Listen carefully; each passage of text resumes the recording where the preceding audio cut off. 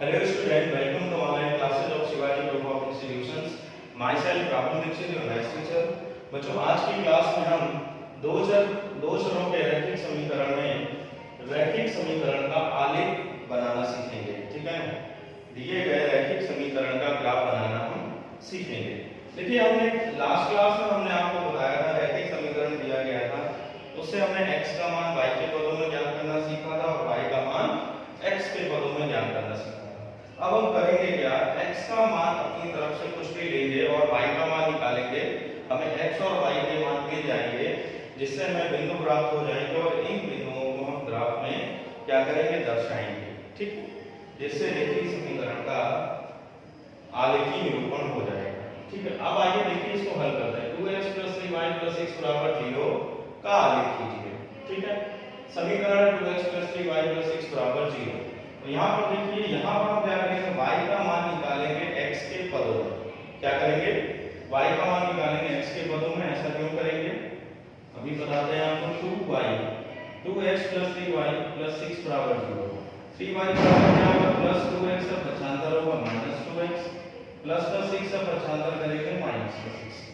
ठीक है, अब अगले स्टेप में देखिए क्या होगा, 3y बराबर, यहाँ माइनस हम ले लेंगे कॉमन, 2x + 6, यहाँ से y बराबर आ जाएगा, माइनस कॉमन ले लिया हमने, 2x + 6/3। तो y बराबर क्या आ गया, -2x + 6/3। अब हमें करना क्या है, हमें अब टेबल बनानी है। क्या करना है, टेबल बनानी है। टेबल में क्या होगा, x का मान होगा, y का मान होगा और क्या होगा, बिंदु। ठीक है, अब देखिए अगर हमें x का मान कोई भी हम लेते हैं तो जिससे हमें इस समीकरण में हम रखेंगे तो हमें y का मान मिलेगा। ठीक है, अब आइए x का मान ले लेते हैं -3। x का मान क्या ले लेते हैं, -3। x का मान हम अपनी तरफ से ले सकते हैं। x का मान समीकरण में रखेंगे और हम y का मान प्राप्त करेंगे। ठीक है, x का मान जब हम -3 रखेंगे तो देखिए y बराबर क्या है, -2x + 6/3। x के स्थान पे क्या रखेंगे, x के स्थान पे -3 रखेंगे। देखिए क्या होगा, 2 × -3 + 6/3। अगले ब्रैकेट में क्या होगा, प्लस × -6 + 6/3। तो y बराबर क्या आ जाएगा, प्लस और माइनस क्या हो गया, 0/3। तो यहाँ से y का मान हमें क्या प्राप्त हो गया, 0। ठीक है, x का मान -3 रखने पर y का मान क्या प्राप्त हो गया, 0। और इसको क्या करेंगे, हम मानेंगे बिंदु A। ठीक है, अब इसके बाद देखिए इसी प्रकार अब x का मान, x का दूसरा कोई मान ले लेते हैं। अब x का मान 0 ले लेते हैं। ठीक है, पहले हमने क्या किया, x का मान -3 लिया, अब हमने x का मान 0 ले लिया। तो यहाँ पर y का मान देखिए क्या आएगा, y बराबर है माइनस ब्रैकेट में 2x + 6/3। ठीक है, अब यहाँ पर हम x के स्थान पे क्या रखेंगे, 0 रखेंगे। x के स्थान पे 0 रखेंगे तो देखिए y का मान क्या आएगा, 2 × 0 + 6/3 -6/3। तो y का मान क्या आ जाएगा, -2। ठीक है, x का मान जब हमने 0 रखा तो समीकरण पे रखने पर y का मान हमें क्या प्राप्त होगा, -2। इसको हम क्या मान लेंगे, बिंदु B। ठीक, अब इसके बाद तीसरा ले लेंगे, x का मान हम ले लेते हैं 3। ठीक है, x का मान हम प्लस का 3 ले लेते हैं। तो आप देखेंगे y का मान क्या आएगा, समीकरण क्या बना था, y बराबर माइनस, देखिए 2x + 3y + 6 = 0 था।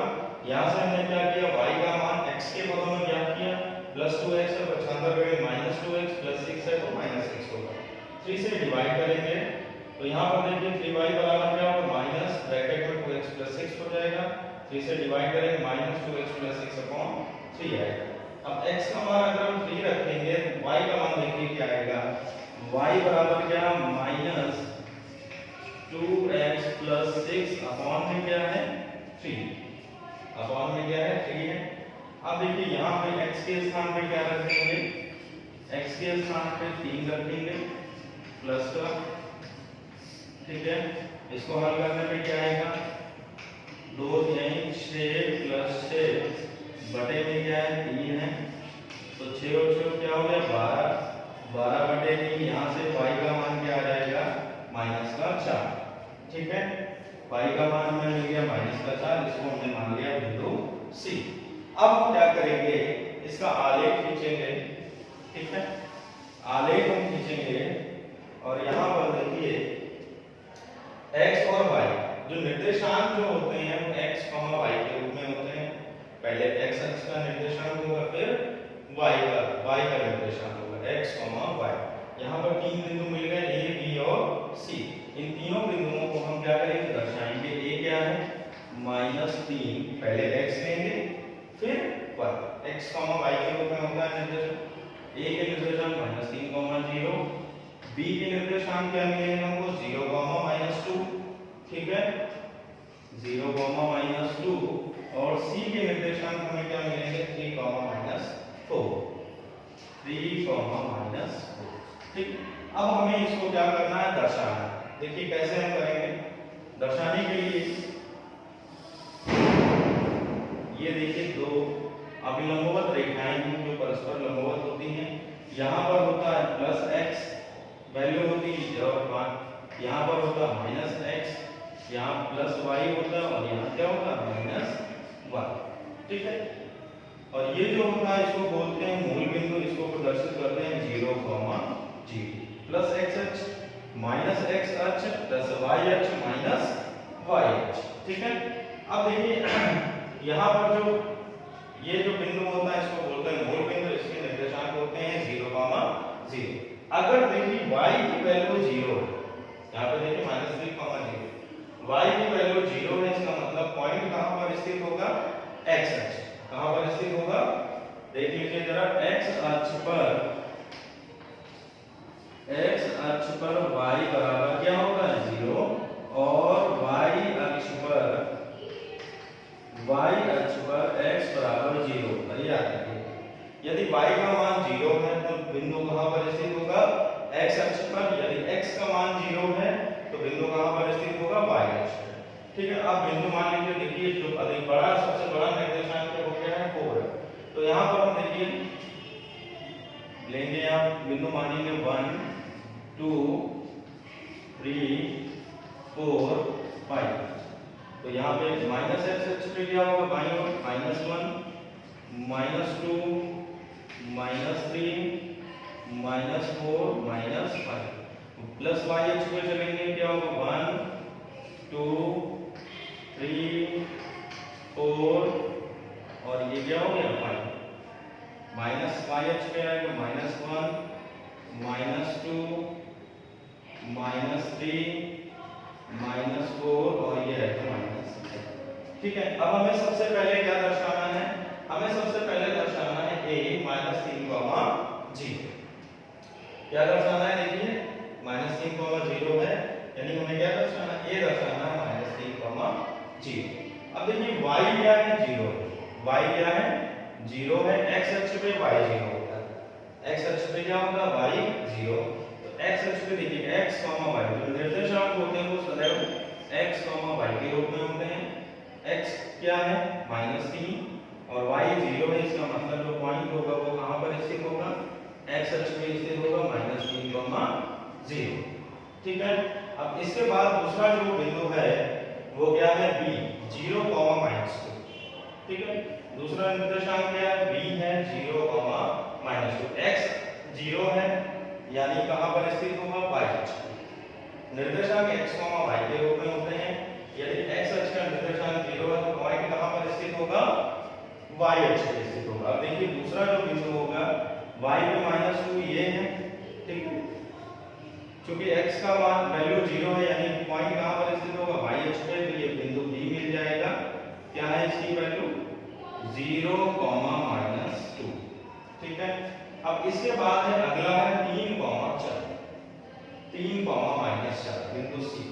अब देखिए x अक्ष पे 3 क्या है, x अक्ष पे 3 यहां पर है ये। ठीक है, और y अक्ष पे -4, तो ये जो पॉइंट आएगा वो यहां पे स्थित होगा। देखिए ये x अक्ष पे 3 है और y अक्ष पे -4 है, यानी ये पॉइंट आपका स्थित होगा C। इसका क्या मान होगा 3, -4। ठीक है, तीनों पॉइंट मिल गए हमको। देखिए C पॉइंट क्या है 3, -4 है, x अक्ष पे 3 है, यहाँ से हमने लंब डाला, y अक्ष पे -4 है, लंब डालने जहाँ पे मिला ये हमको C पॉइंट मिल गया 3, -4। अब हम क्या करेंगे, अब हम A, B और C को मिला क्या करेंगे, हम A, B और C को तीनों बिंदुओं को मिलाते हुए रेखा खींचेंगे। ये जो रेखा हमें प्राप्त हुई है A, B और C को मिलाने पर यही हमारी रेखा जो है ABC, वो इसका मान क्या है, इस रेखा का आलेख है 2x + 3y + 6 = 0 का ही आलेख। तो ये जो हमने ग्राफ बनाया है वो क्या है 2x + 3y + 6 = 0 का क्या है ग्राफ है। तो यहाँ पर देखिए ये एक सरल रेखा बना, क्योंकि ये है क्या रेखीय समीकरण है, और रेखीय समीकरण के ग्राफ सदैव कैसे होते हैं, एक सरल रेखा होता है। रेखीय समीकरण के ग्राफ सदैव कैसे प्राप्त होते हैं, एक सरल रेखा प्राप्त होता है। ठीक है बच्चों,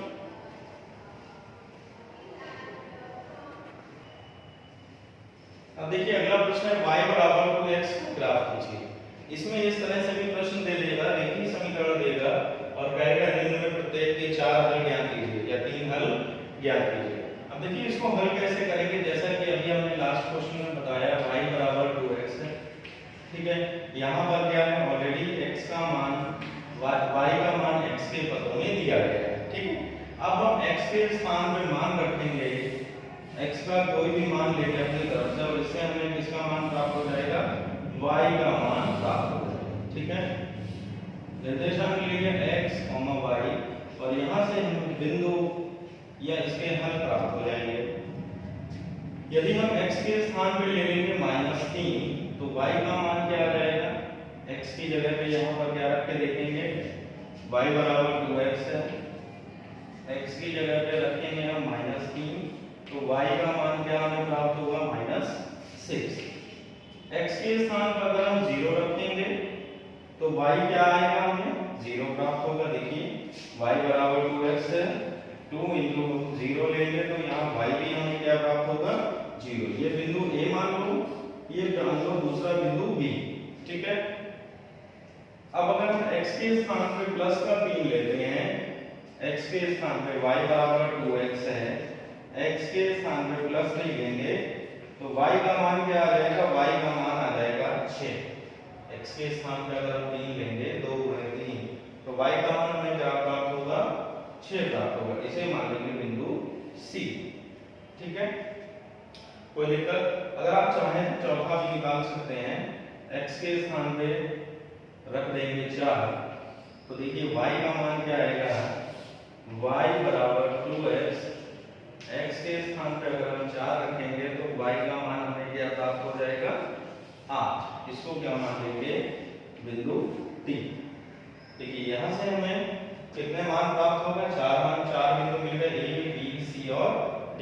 इन चारों बिंदुओं को हम क्या करेंगे, ग्राफ में निरूपित करेंगे, आलेख खींचेंगे। ठीक, अब देखिए 4 बिंदु कौन कौन से हैं, बिंदु A है क्या है -3, -6, बिंदु B क्या है 0, 0, बिंदु C क्या है 3, 6 और बिंदु D क्या है 4, 8। ठीक, तो यहाँ से हमें चारों बिंदु प्राप्त हो गए। जो निर्देशांक होते हैं वो x, y के रूप में होते हैं, यानी पहले x फिर y। ठीक है, अब आइए ग्राफ बनाते हैं। ग्राफ बनाना तो आपने सीखा ही है, लास्ट प्रश्न में हमने आपको बताया था। ठीक है, ये क्या है -x अक्ष, ये क्या है +x अक्ष है, ये है आपका +y और ये है -y। ये मूल बिंदु है 0, 0। अब देखिए सबसे अधिकतम वैल्यू क्या है 8, सबसे अधिकतम सबसे बड़ी वैल्यू क्या है इसमें 8 है, यानी हमें कितने मार्क लेने हैं 8। तो ये लेंगे 1, 2, 3, 4, 5,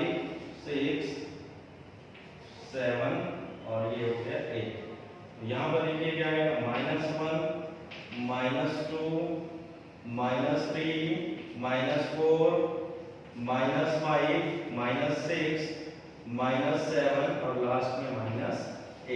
ठीक इसी प्रकार आएगा 1, 2, 3, 1 पहला ये आएगा, इसको 1 ले लेंगे, ये 2 है, 3, 4, 5, 6, 7 और ये लास्ट में 8। ठीक इसी प्रकार है ये -1, -2, -3, -4, -5, -6, -7 और ये है -8। ठीक है, तो यहाँ पर देखिए पहला जो बिंदु ए है वो क्या मिलेगा, -3, 6, x, y। x पे है -3 और y पे क्या है, -6। x के स्थान पर -3 रखेंगे तो y के स्थान पर देखिए -6 ये है, -3 ये आएगा और -6। तो ये जो पॉइंट आपको मिल जाएगा, इसको क्या मानेंगे, a, -3, -6। ठीक है, इस पॉइंट से अगर हम लंब डालेंगे x अक्ष पे तो -3 पे जाएगा, y अक्ष पे डालेंगे तो किस पे जाएगा, -6 पे। ठीक है, अब दूसरा बिंदु है 0,0। ये जो दूसरा बिंदु 0, x भी 0, y भी 0, ये आपका मूल बिंदु है 0,0। ठीक, तीसरा बिंदु क्या है, 3,6। x पे 3 है, y पे 6। देखिए x पे 3 है, ये y पे 6 है, तो देखिए ये आएगा आपका, ये बिंदु मिल गया C, 3,6। अब इस बिंदु से यदि हम x अक्ष पे लंब डालेंगे तो 3 पे जाएगा, y अक्ष पे लंब डालेंगे तो किस पे जाएगा, 6। अब अगला बिंदु जो है 4,8 बिंदु D है, x अक्ष पे देखिए 4 पे है, y पे 8 पे, तो ये ऐसे आएगा x अक्ष, ये बिंदु D मिल गया, बिंदु D 4,8। ठीक है, बिंदु D से अगर हम x अक्ष पे लंब डालेंगे तो कहां पे जाएगा, 4 पे, और y अक्ष पे डालेंगे तो 8। अब देखिए चारों बिंदु मिल गए A, B, C और D, इनको हम मिला देंगे, इस तरह रेखा खींचेंगे। देखिए सीधी रेखा आएगी ये C और ये, ठीक है, तो यहां से हमें ये चारों बिंदु मिल गए A, B, C और D। ठीक है, और ये जो ग्राफ बना वो क्या ग्राफ होगा, सरल रेखा। हमने आपको पहले ही बताया है कि ये क्या है, गोचर रेखीय समीकरण, और रेखीय समीकरण के ग्राफ सदैव कैसा प्राप्त होता है, सरल रेखा प्राप्त होता है। ठीक है, ये जो ग्राफ है, जो आलेख है वो किसका है, y बराबर 2x। अब आप बात पूछेंगे कि इससे हमें रेखीय समीकरण के हल कैसे प्राप्त होंगे। जैसे यहाँ पर एक समीकरण y बराबर 2x, एक दूसरा समीकरण मान लीजिए देख लिया गया x बराबर 2y। जब दोनों समीकरण के जब हम ग्राफ बनाएंगे, और यदि ग्राफ बनाएंगे तो प्रतिच्छेदी रेखाएं प्राप्त होंगी। ठीक है, अभी एक समीकरण से बनाएंगे तो हमने एक रेखा प्राप्त हुई है ये हमारी, अगर आप दूसरे समीकरण से ग्राफ खींचेंगे दूसरी रेखा प्राप्त होगी, और दोनों जो रेखाएं होंगी वो कैसी होंगी, प्रतिच्छेदी रेखाएं होंगी। और जो भी प्रतिच्छेद बिंदु है उस प्रतिच्छेद बिंदु से जब हम x अक्ष पे लंब डालेंगे और y अक्ष पे लंब डालेंगे तो हमें हल प्राप्त हो जाएंगे। ठीक है, तो उस प्रतिच्छेदी बिंदु पे जो निर्देशांक होंगे वही हमारे दोनों समीकरण का हल होगा और x और y का मान होगा। ठीक है, इस तरह के प्रश्न हम लोग अगली क्लास में सीखेंगे। Okay student, thank you class.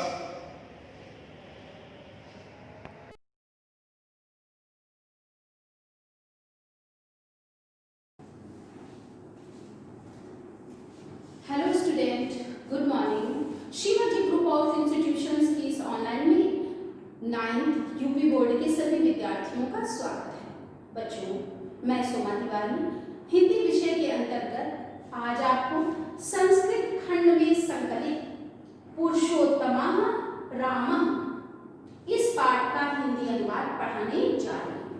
बच्चों, इसके पूर्व संस्कृत खंड में जो पाठ सदाचारा है वह अब हटा दिया गया, यानी 30% जो कोर्स कम हुआ है उसमें वह पाठ है, इसलिए अब हमें उसे पढ़ने की जरूरत नहीं है। तो आज हम पुरुषोत्तमः रामः अर्थात पुरुषों में के श्लोकों का हिंदी अनुवाद पढ़ेंगे। तो बहुत ध्यान से आप जो है इसका हिंदी अनुवाद पढ़ें।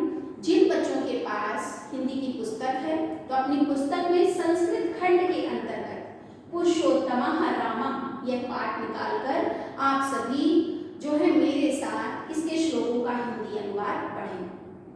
देखिए बच्चों, इक्ष्वाकु वंश प्रभो रामो नाम जनय सुतः नियतात्मा महावीर्यो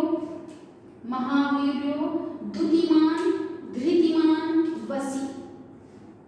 सबसे पहले बच्चों हम संस्कृत के शब्दों का हिंदी अर्थ जान लेते। इक्ष्वाक माने होता है इक्ष्वाक, वंश माने वंश में, प्रभयो माने उत्पन्न, इक्ष्वाक वंश में उत्पन्न, रामो नाम माने राम के नाम को, जनय माने लोगों द्वारा, सुता माने सुना गया है। इक्ष्वाक वंश में उत्पन्न राम के नाम को लोगों द्वारा सुना गया है।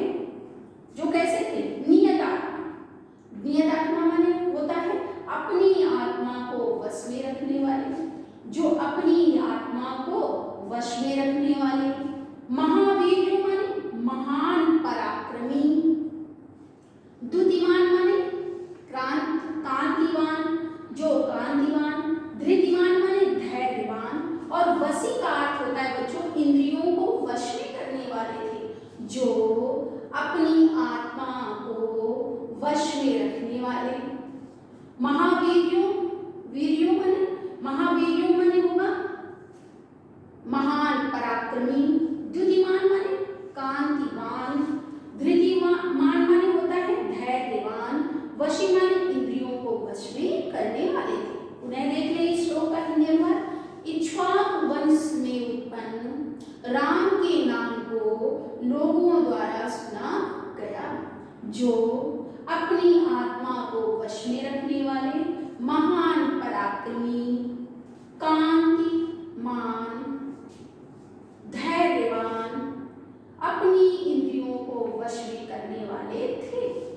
आया बच्चों समझ में? दूसरा देखो, बुद्धिमान, नीतिमान, वाग्मी, श्रीमान, छत्रु, निबर्हणा।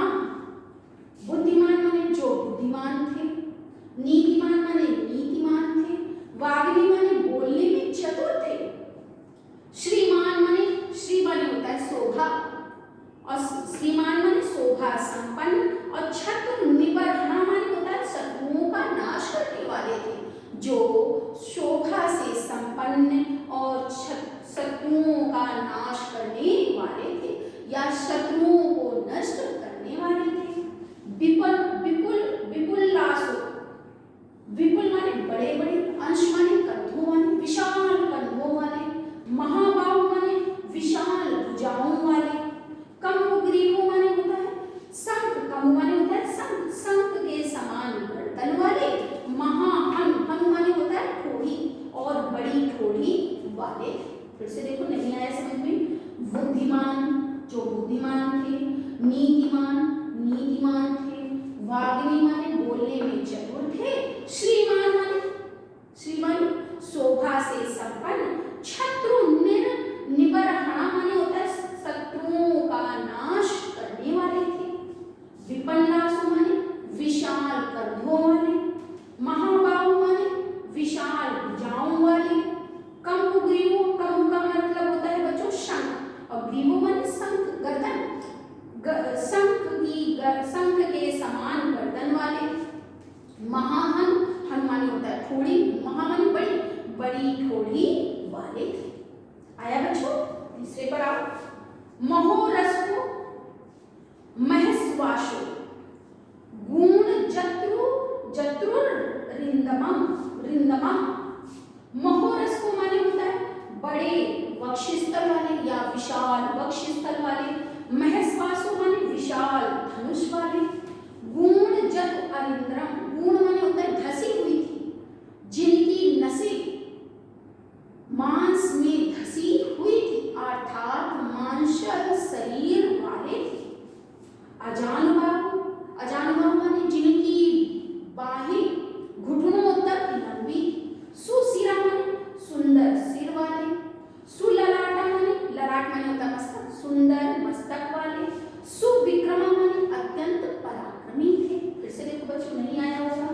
महोरस्को का क्या लिखा हुआ है देखिए शब्द, बड़े वक्षस्थल वाले, जो बड़े वक्षस्थल वाले। महस्वासो माने विशाल धनुष को धारण करने वाले। गुण जतु अरिंदमा माने होता है गुण जतु अरिंदमा, जिनकी नसें मांस में धसी हुई थी, अर्थात मांसल शरीर वाले और शत्रुओं का नाश करने वाले थे। अजान बाहु माने जिनकी बाहें घुटनों तक लंबी थी। सुशिरा माने सुंदर सिर वाले। सुललाटा माने सुंदर मस्तक वाले या सुंदर मस्तक वाले। सुविक्रमा माने और अत्यंत पराक्रमी थे। आया बच्चों समझ। अब हम आते हैं श्लोक संख्या 4 पर। सम का मतलब होता है पक्षपात रहित, जो पक्षपात रहित अर्थात समान व्यवहार करने वाले थे। सम विभाग का अंग माने जिनके सभी अंग समान रूप से विभक्त थे। स्निग्ध वर्णा माने होता है, स्निग्ध माने साफ, वर्णा माने रंग वाले, जो साफ रंग वाले। प्रतापवान माने प्रतापवान। पीन वक्षा माने होता है विशाल वक्षस्थल वाले। विशाल लक्ष्य माने होता है अक्ष माने आंखों वाले, विशाल नेत्रों वाले। लक्ष्मीवान शुभ लक्षणम, और लक्ष्मी धन और संपत्ति और शुभ गुणों वाले थे। धन संपत्ति और शुभ गुण वाले थे। बच्चों इस शब्द का जो शब्दार्थ है मैंने यहाँ लिखा है, लक्ष्मीवान शुभ लक्षण। इसका होता है लक्ष्मी माने धन संपत्ति, शुभ लक्षण माने शुभ लक्षण वाले थे, जो धन संपत्ति और शुभ लक्षण वाले थे। तो चौथा श्लोक हो गया। पांचवें पर आओ बच्चों। धर्मज्ञ माने धर्म को जानने वाले, जो धर्म को जानने वाले। सत्य संध्यस्य और सत्य का निर्वहन करने वाले या सत्य का संधान करने वाले। प्रजा नाम चाहिते रता, चाहो आगे लो, और प्रजा के हित में लगे रहने वाले या रत रहने वाले। यशस्वी ज्ञान संपन्न माने ज्ञान संपन्न। शुचि वश्य माने होता है, शुचि माने पवित्र आत्मा वाले, और वश्य माने होता है इंद्रियों को जीतने वाले। समाधिमान माने होता है संयमी या जो है तपस्वी जीवन जीने वाले थे या तप करने वाले थे। एक बार बच्चों पुनः देख लो ताकि अच्छे से समझ में आ जाए। और बच्चों आज का जो मैं HW दे रही हूँ यानी ग्रीक कार्य दे रही हूँ वो यही है कि पुरुषोत्तम राम के 5 श्लोक मैं आज आपको इस वीडियो में पढ़ा रही हूँ, और उन 5 श्लोकों का हिंदी अनुवाद आपको अपनी HW की कॉपी पर करना है। तो एक बार पुनः देख लें। इक्ष्वाकु वंश प्रभयो रामो नाम जनक सुता। इक्ष्वाकु वंश में उत्पन्न राम के नाम को लोगों द्वारा सुना जाता है या सुना गया है। जो नियत आत्मा माने जो अपनी आत्मा को वश में करने वाले। महावीर महान पराक्रमी। द्युतिमान कांतिमान। धृतिमान माने धैर्यवान। वशी माने इंद्रियों को वश में करने वाले थे। फिर से सुनिए। इक्ष्वाकु वंश में उत्पन्न राम के नाम को लोगों द्वारा सुना गया है, जो अपनी आत्मा को वश में करने वाले, महान पराक्रमी, कांतिवान, धैर्यवान और इंद्रियों को वश में करने वाले थे। दूसरे श्लोक पर आइए। जो कैसे थे? बुद्धिमान थे, नीतिमान थे। वाग्मी माने बोलने में चतुर और श्री संपन्न शोभा संपन्न तथा शत्रुओं का विनाश करने वाले थे। विपन्नासु विशाल कंधों वाले। महाबाहु विशाल या बड़ी बड़ी बाहों वाले। कमरुग्रीव शंख के समान गर्दन वाले। महाहन और विशाल या बड़ी ठोड़ी वाले थे। तीसरे पर आओ बच्चों। महोरस्को माने विशाल वक्षस्थल वाले। महस्वासो माने विशाल धनुष को धारण करने वाले। गुण जत्र अरिंदमः और जिनकी नसें मांस में दबी हुई थी, अर्थात मांसल शरीर वाले और शत्रु का नाश करने वाले थे। अजान बाहु जिनकी भुजाएं घुटनों तक थी। सुशिरा सुंदर सिर वाले। सुललाटा सुंदर मस्तक वाले, सुविक्रमा और अत्यंत पराक्रमी थे। चौथे पर आओ, सम का अर्थ क्या बताया था मैंने? पक्षपात रहित। जो पक्षपात रहित, सम विभागतांग माने जिनके सभी अंग समान रूप से विभक्त हों। स्निग्ध वर्ण माने साफ रंग वाले। प्रतापवान माने प्रतापवान। पीन वक्षा माने विशाल वक्ष स्थल वाले। विशालाक्षु माने विशाल नेत्रों वाले। लक्ष्मीवान शुभ लक्षणा और धन संपत्ति तथा शुभ लक्षणों वाले थे, शुभ गुण वाले थे। ठीक है बच्चों, आया समझ में? अब 5वें श्लोक पर धर्मादि माने धर्म को जानने वाले। जो धर्म को जानने वाले, सत्य संधर्ष और सत्य का संधान करने वाले। प्रजा नाम चाहिए रता, और हित माने होता है कल्याण में, रता माने लगे रहने वाले, प्रजा के हित में लगे रहने वाले। यशस्वी, ज्ञान संपन्न, शुच माने पवित्र, पवित्र आत्मा वाले। वर्ष्य माने इंद्रियों को जीतने वाले।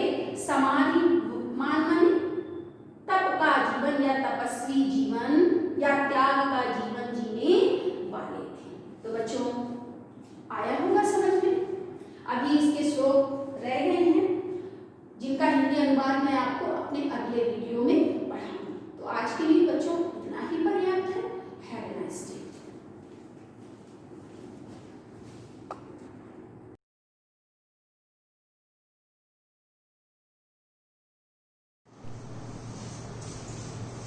Hello students, welcome to online classes of Shivaji Group of Institution। ये क्लास 9th हिंदी मीडियम सामाजिक विज्ञान से रिलेटेड हमारा चैप्टर है, जिसका नाम है चुनावी राजनीति, मतलब इलेक्टोरल पॉलिटिक्स। इसे हम इलेक्टोरल पॉलिटिक्स भी बोलते हैं और हिंदी में हम इसे बोलेंगे चुनावी राजनीति। हमने अपने प्रीवियस वीडियो में आपको बताया कि किस प्रकार से चुनाव क्यों आवश्यक है, चुनाव पहले क्या होते हैं, उसके बाद चुनाव क्यों आवश्यक है, क्यों जरूरी है चुनाव का होना, और हम किसका चुनाव करते हैं, ये भी हमने अपने वीडियोस में क्लियर किया था, जिसमें मैंने बताया था कि जनता के प्रतिनिधियों का हम चुनाव करते हैं। जनता के प्रतिनिधि चुने जाते हैं और उसके बाद वो जब किसी भी संसद के सदस्य बन जाते हैं या फिर राज्यों में वो जो है वो विधानसभा के सदस्य बन जाते हैं, तो किस प्रकार से एक MP और एक MLA, मेंबर ऑफ पार्लियामेंट और मेंबर ऑफ लेजिस्लेटिव असेंबली, किस तरीके से वो वहां पर पहुंचकर एक जो जनता का मत होता है या जो जनता की इच्छा होती है, क्योंकि जनता ही उनको वोट करके वहां तक पहुंचाती है, तो ये किसके द्वारा संभव होता है? चुनाव के द्वारा।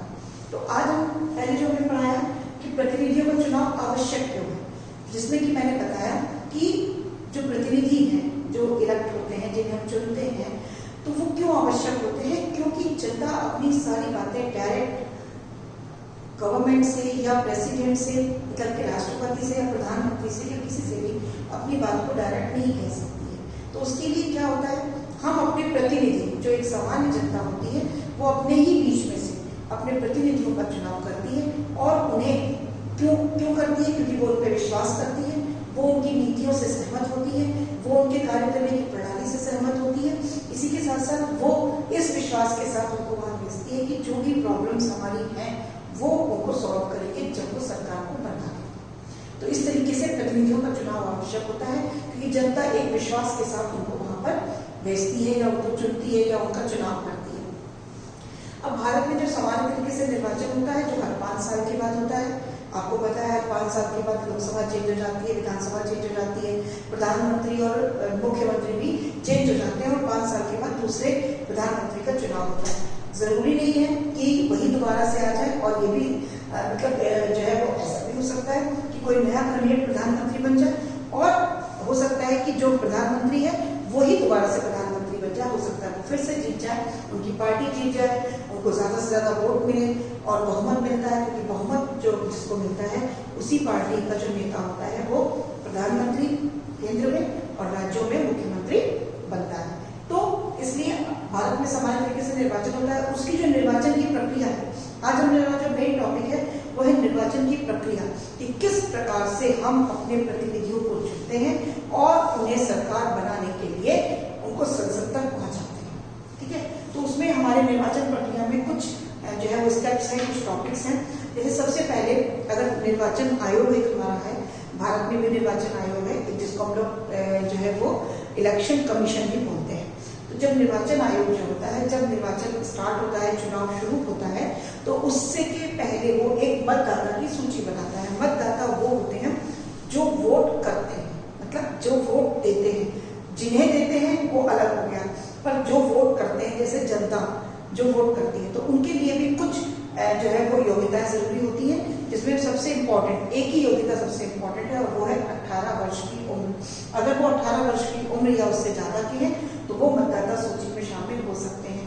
एक और है कि जो पागल या मानसिक रूप से ग्रस्त होते हैं वो लोग वोट नहीं करते हैं। इसके अलावा जो भी 18 साल या 18 साल से ज्यादा की उम्र का है वो वोट कर सकता है, वो मत दे सकता है अपना, उसका नाम मतदाता सूची में होता है।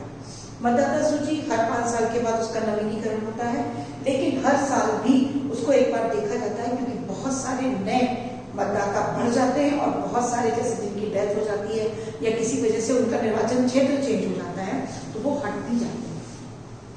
तो ये मतदाता सूची बन जाती है जो कि वयस्क मताधिकार के पैटर्न पर बनती है। यहाँ पर मैं ये भी मेंशन कर दे रही हूँ, वयस्क